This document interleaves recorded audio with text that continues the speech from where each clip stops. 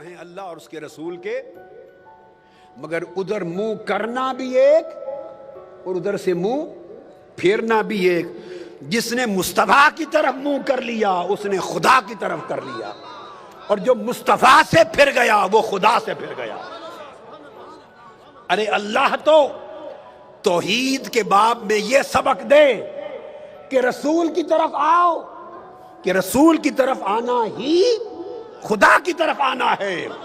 در رسول پہ جھکو، اس دہلیز پہ جھکنا ہی در خدا پہ جھکنا ہے۔ رسول کا دامن تھامو، دامن مصطفیٰ ہی دامن خدا ہے۔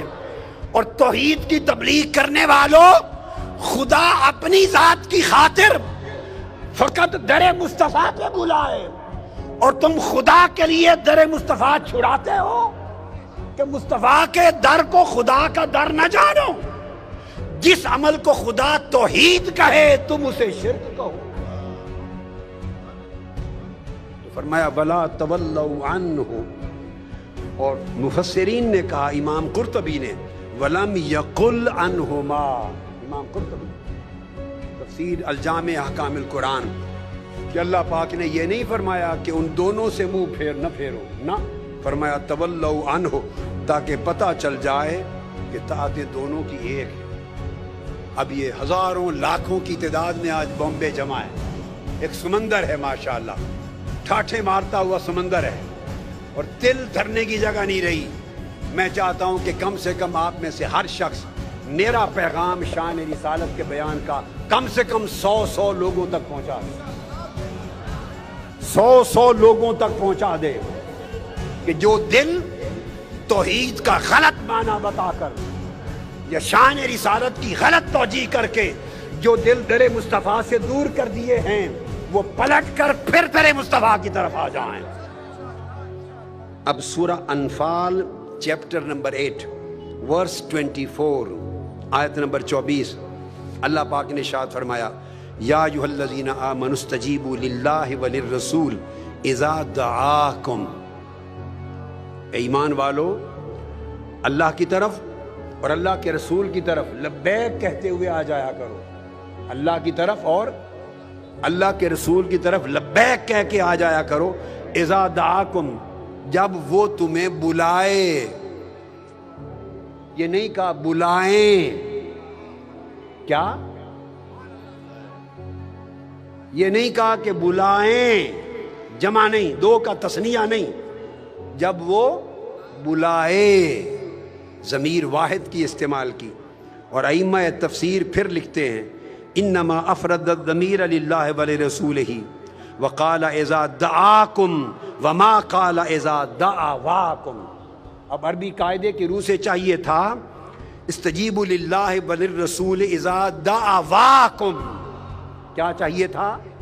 اذا دعواکم، جب وہ دونوں تمہیں بلائیں، مگر یہ نہیں کہا قرآن کے دونوں بلائیں، نہیں کہا جب وہ بلائے۔ پتہ چلا کہ خدا کا بلاوا وہی ہے جو مصطفیٰ کا بلاوا ہے۔ پھر اسی طرح آگے سورہ توبہ آیت نمبر 62 ارشاد فرمایا واللہ ورسولہ احق ان یردوہ، یردوہما نہیں کہا، اللہ اور اس کا رسول حقدار ہیں کہ وہ لوگ اسے راضی کریں۔ اب کیا کہنا چاہیے تھا کہ اللہ اور اللہ کے رسول حقدار ہیں کہ وہ انہیں راضی کریں، لیکن انہیں نہیں کہا، اللہ اور رسول حقدار ہیں کہ اسے راضی کریں۔ باری تعالیٰ یردوہما کیوں نہیں کہا؟ یردوہ انہیں راضی کریں کیوں نہیں کہا؟ یہ کیوں فرمایا اسے راضی کریں؟ اللہ فرماتا ہے اگر میری رضا اور مصطفیٰ کی رضا الگ الگ ہوتی تو کہتا یردوہما، مگر رضا مصطفیٰ ہی رضا خدا ہے۔ ذاتیں دو ہیں مگر رضا ایک ہے، اس لیے کہا یردوہ۔ سورہ توبہ آیت نمبر 74 فرمایا وما نقموا الا ان اغناہم اللہ ورسولہ من فضلہ، اللہ اور اس کے رسول نے غنی کر دیا اب چاہیے تھا نا کہا جاتا غنی کر دیا ان دونوں کے فضل میں سے، لیکن نہیں، فضل ہی اس کے فضل میں سے۔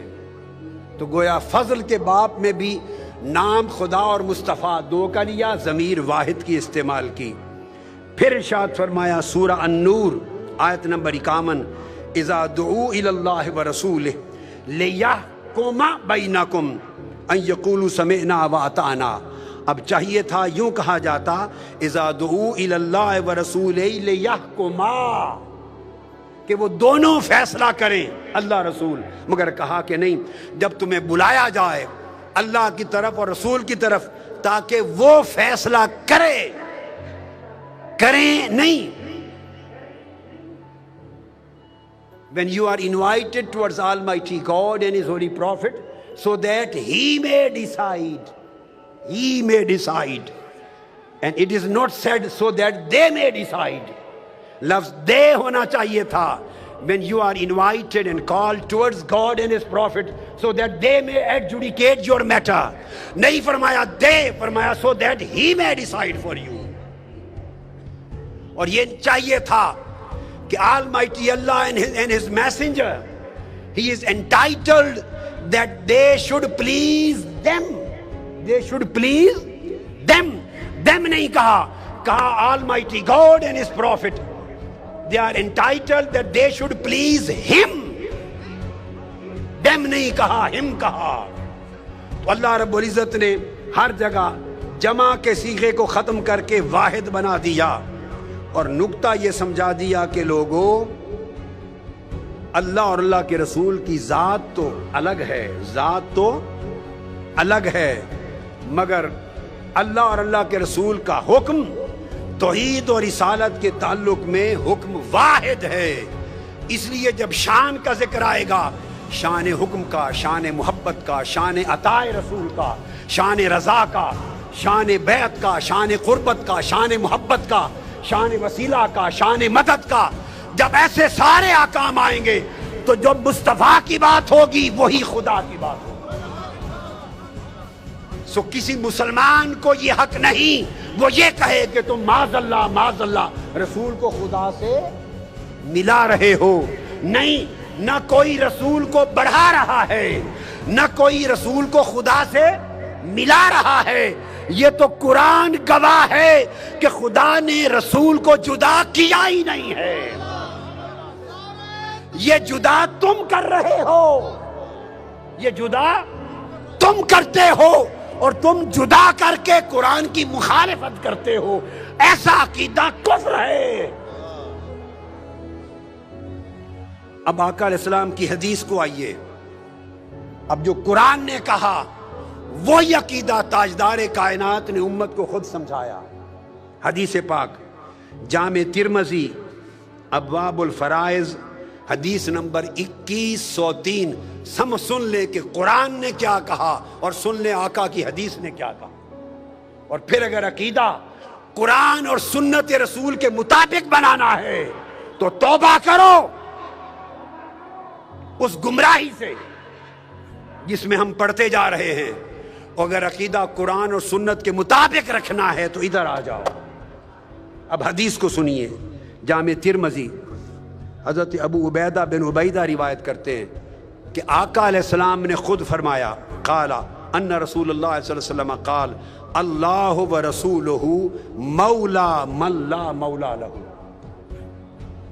اللہ ورسولہ مولا من لا مولا لہ، جس شخص کا کوئی مددگار نہیں، جس کا کوئی مددگار نہیں، یا جس کا کوئی ولی وارث نہیں، اس کا ولی وارث خدا اور مصطفیٰ ہے۔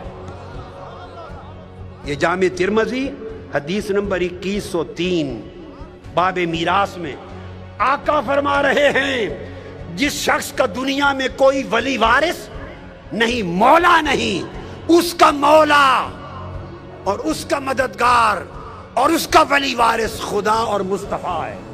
اب بولیے، آقا نے خود کو وارث اور ولی اور مددگار کہا خدا کے ساتھ، بولیے شرک ہوا یا توحید؟ کیا ہوا؟ پھر حدیث پاک حضرت صفوان بن سلیم روایت کرتے ہیں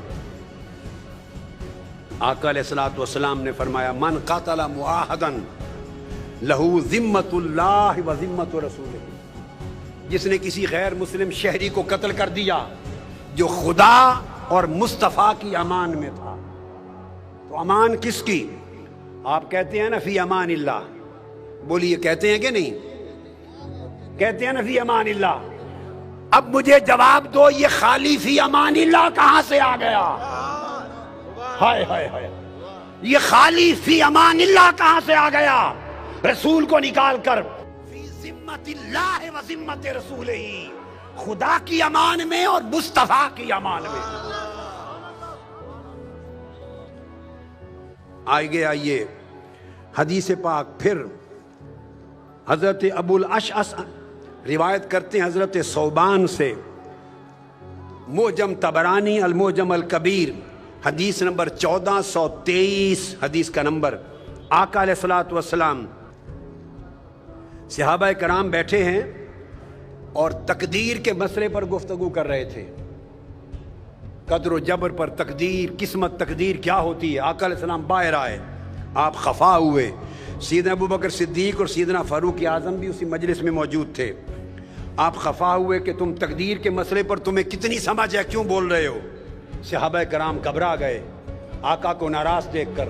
سارے صحابہ اکٹھے ہو کر ہاتھ جوڑ کر دروازہ مصطفیٰ پہ کھڑے ہو گئے، در مصطفیٰ پہ کھڑے ہو گئے، اور معلوم ہے کیا کہا؟ ہاتھ جوڑ کے گھٹنوں کے بل بیٹھ کر رو کر عرض کرنے لگے فقالوا تبنا الی اللہ ورسولہ، آقا ہم اللہ اور اللہ کے رسول کی بارگاہ میں توبہ کرتے ہیں۔ آپ کس بارگاہ میں توبہ کرتے ہیں؟ بولیے نا۔ زمانے نے کہاں سے چلا کے آپ کو کہاں لا کے کھڑا کر دیا۔ آج اگر کوئی کہہ دے کہ میں اللہ اور اللہ کے رسول کی بارگاہ میں توبہ کرتا ہوں تو لوگ پکڑ لیں گے کہ نہیں؟ بولیے، ان پڑھ ملے پکڑ لیں گے کہ نہیں؟ ان پڑھ ملے، من کرت توحید کا درس دینے والے، جنہوں نے نہ قرآن پڑھا، نہ تفسیر، نہ حدیث، نہ شرح، نہ عربی زبان جانے، نہ کو علوم دینیہ پر اتھارٹی، پکڑ لیں گے کہ شرک ہو گیا ہے، شرک ہو گیا ہے۔ اب رسول پاک صحابہ کرام ابو بکر عمر سمیت ہاتھ جوڑ کے کھڑے ہیں رضی اللہ تعالیٰ عنہما، کہتے ہیں تبنا الی اللہ ورسولہ، ہم سب اللہ اور اس کے رسول کی بارگاہ میں تائب ہوتے ہیں۔ یہ تھا عقیدہ توحید و رسالت۔ پھر ام المومنین حضرت عائشہ صدیقہ رضی اللہ تعالیٰ عنہ، اب ان کا عقیدہ سنیے۔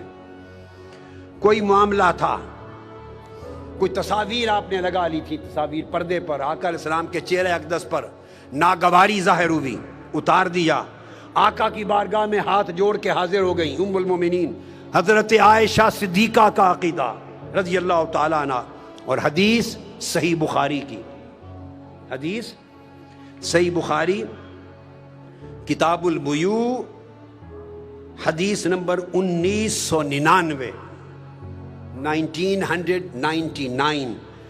حضرت ام المومنین عائشہ صدیقہ رضی اللہ تعالیٰ عنہ آئی، ہاتھ جوڑ کے عرض کرتی ہیں یا رسول اللہ اتوب الی اللہ و الی رسولہ ماذا اذنبت، آقا جو خطا مجھ سے ہو گئی میں اللہ اور اللہ کے رسول کی بارگاہ میں توبہ کرتی ہوں۔ آپ کرتے ہیں؟ یوں بولیے، کرتے ہیں؟ اللہ اور اللہ کے رسول دونوں کی بارگاہوں میں توبہ کا نام لیتے ہیں؟ نہیں نہ لیتے۔ آج کے بعد کریں گے کہ نہیں؟ ہاتھ اٹھائیے۔ خرد کا نام جنو رکھ دیا، جنو کا خرد، جو چاہے آپ کا حسن کرشمہ ساز کرے۔ شرک کو توحید بنا دیا، جہالت کو علم بنا دیا۔ وہ کہتی ہیں اللہ